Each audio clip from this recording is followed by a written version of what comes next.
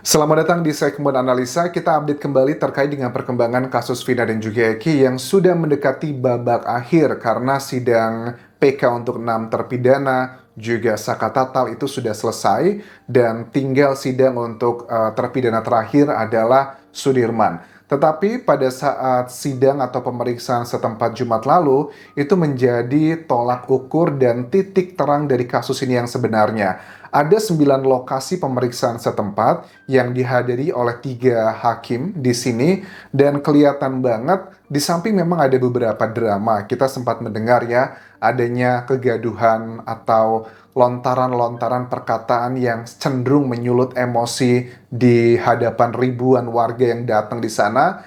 Tim kuasa hukumnya dari Ibtu Rudiana, ada Elsa Syarif dan juga Fitra ya, itu juga mereka memberikan statement-statement yang cukup menyulut emosi warga sebenarnya, tapi luar biasa warga bisa menahan emosi. Kita akan bahas ada 9 lokasi pemeriksaan setempat. Yang pertama adalah diawali dengan statement hakim yang mengatakan bahwa kami ke lokasi ini tidak mendudukan siapa yang salah dan benar. Kami hanya ingin pengecekan lokasi seperti yang ada dalam surat dakwaan. Ini ada beberapa poin yang menarik di setiap lokasinya. Kita awali adalah lokasi pertama dari hakim yang mengunjungi area di depan SMP 11. Area di depan SMP 11 ini adalah tempat nongkrong para terpidana. Ini adalah versi dari surat dakwaan ya teman-teman. Jadi SMP 11 itu dikatakan bahwa para terpidana itu sering nongkrong di situ. Dan itu juga merupakan lokasi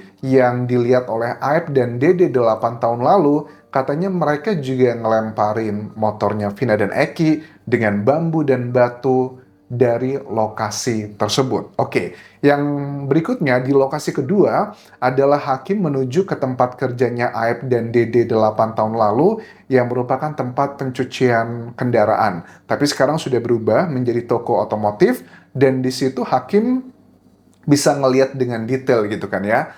Ini lokasinya, tempat nongkrongnya memang tidak terlalu jauh karena memang antara tempat nongkrong tersebut gang dengan tempat cucian mobil dulu itu bisa ditempuh dengan jalan kaki pun ya tidak lama, 1 menit 2 menit juga sudah cukup make sense. Makanya nggak heran Aib yang bekerja di sana kurang lebih 5 tahun ya katanya Aib kan ya, makanya dia sudah sering mengenali, alibinya adalah para terpidana, kelihatan wajahnya seperti apa dari situ. Lokasi yang ketiga adalah warung Bu Nining. Ini warung Bu Nining ini adalah momen di mana ada para terpidana sebagian dengan Teguh, Okta, dan juga Pram, saksi-saksi yang pernah diperiksa di 8 tahun lalu mengaku mereka nongkrong di sini sampai jam 9 malam. Nah, ini adalah lokasi di mana ada keributan, teriakan dari kuasa hukum Ibtu Rudiana, salah satunya adalah Fitra, yang teriak-teriak bilang, ini gimana kok saya dihalang-halangi gitu kan ya.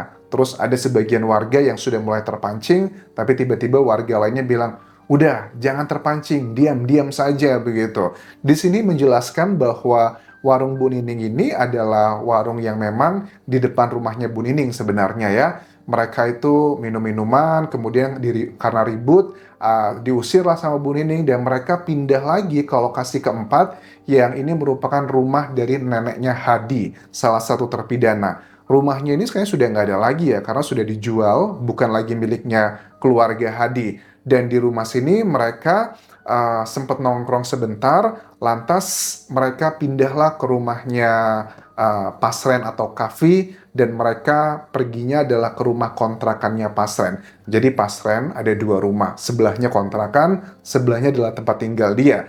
Makanya dari lokasi ketiga tersebut, hakim dan lainnya pergi ke lokasi keempat, yakni adalah lokasi kelima yang merupakan kontrakannya Pasren. Di situ hakim bertanya, ada beberapa keterangan dari saksi ya yang bilang bahwa rumah ini itu waktu dulu sering dijadikan tempat nongkrong nggak sih, ribut nggak sih? Ada salah satu warga, seorang pedagang sayuran yang bilang bahwa iya kita sering dengar kok mereka ribut gitu kan ya, ribut dalam tanda kutip berisik gitu, gaduh. Terus hakimnya tanya, terus ibu nggak ngerasa terganggu tuh kalau jam 11 malam masih gaduh dan sejenisnya?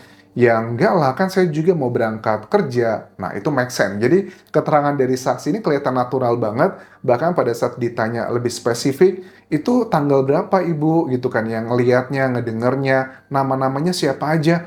Waduh, saya lupa nih. Pokoknya saya biasain tuh kalau mau berangkat jualan sayuran ya sekitar jam 10-an, 11 malaman gitu. Itu adalah daily activitiesnya ibu itu, dan menurut aku make sense karena memang di Indonesia kalau jualan sayuran yang malam pagi hari kan malamnya udah siap-siap seperti itu. Kelihatan banget hakim sudah sangat teryakinkan di rumah kontrakannya Pasren tersebut, dan mungkin nggak salah ya Pasren bilang bahwa saya nggak tahu mereka datang ke rumah saya gitu. Tapi ada juga keterangan yang mengatakan bahwa Pasren itu juga sempat ketemu kok sama para terpidana, membangunkan gitu sebenarnya. Dan di situ juga adalah momen pada saat di hari Minggunya Sudirman itu tiba-tiba aja sudah ada di rumah kontrakannya tersebut, karena memang rumah kontrakan tersebut tidak ditutup pintunya pada saat malam hari itu karena banyak kumpul-kumpul anak muda di sana. Selanjutnya lagi, setelah dari posisi rumah kontrakan pasien, lokasi yang keenam adalah mereka pergi, para hakim,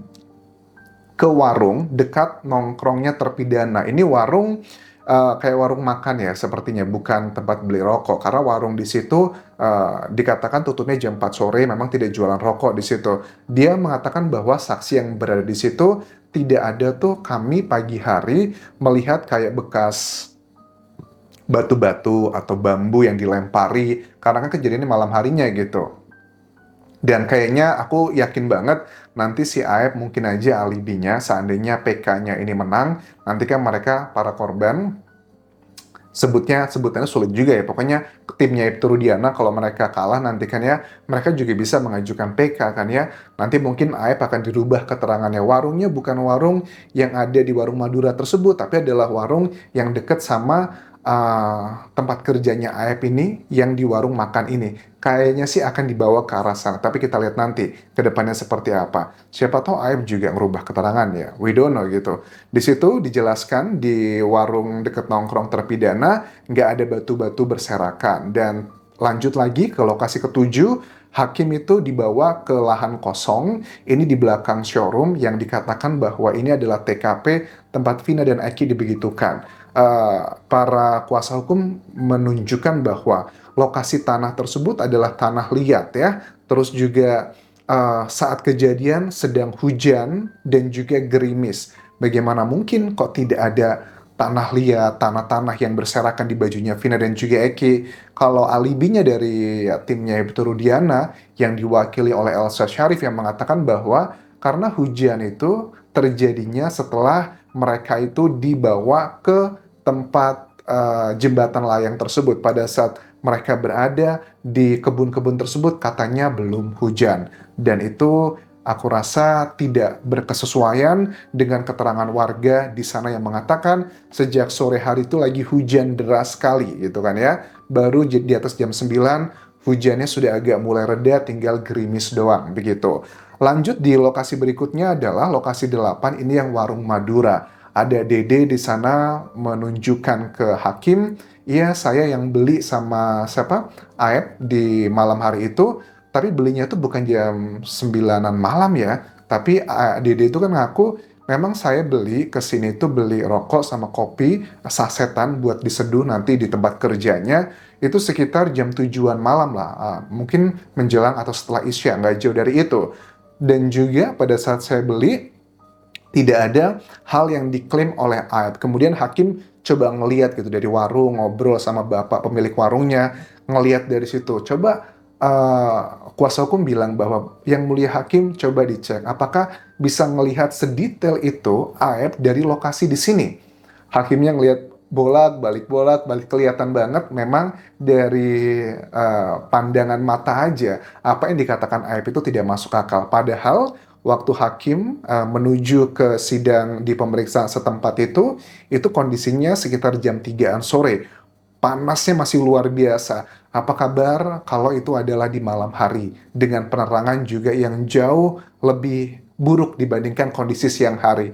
Tapi Aep bisa melihat dengan sedetail itu. Wajahnya, ada tensoplasnya, potongan rambutnya, nomor polisi motornya. Itu adalah hal yang sangat-sangat tidak masuk akal. Di sini hakim kelihatan banget mereka sudah menemukan titik terang siapa yang berbohong dalam kasus ini secara tersiratnya. Kemudian di lokasi terakhir atau lokasi ke-9 adalah diakhiri dengan mengecek jembatan layang. Ini adalah saksi-saksi kayak ada Adi Musafir, kemudian ada Ismail pun juga hadir di sana menjelaskan posisi mereka di malam hari itu. Ya, Adi bilang sedang makan, dikasih nasi bungkus sama warga, dan ngelihat ada proses yang Eki naik motor zigzag, kemudian terjadilah laka lantas tersebut tunggal. Dan ada kejadian-kejadian berikutnya lagi yang sudah kalian ketahui. Jadi dari ke-9 lokasi pemeriksaan setempat ini, bagi aku pribadi sudah sangat jelas sekali bahwa terlepas memang apakah ada unsur pidana tersebut ataukah hanya laka lantas, tapi di sini udah kelihatan jelas bahwa para terpidana bukanlah para pelakunya. Dan aku yakin sekali dengan rangkaian cerita yang sudah clear seperti ini, sepertinya ada banyak BAP 8 tahun lalu yang tidak berkesesuaian dengan fakta-fakta sekarang. Karena kalau sesuatu hal itu adalah fakta atau kebenaran, mau 5 tahun lagi, mau 8 tahun lagi, mau 100 tahun lagi, yang namanya kebenaran pasti akan tetap sama. Tapi ini banyak yang berubah, banyak yang nggak sama, yang mengindikasikan ada sesuatu hal yang ditutupi dari kasus ini.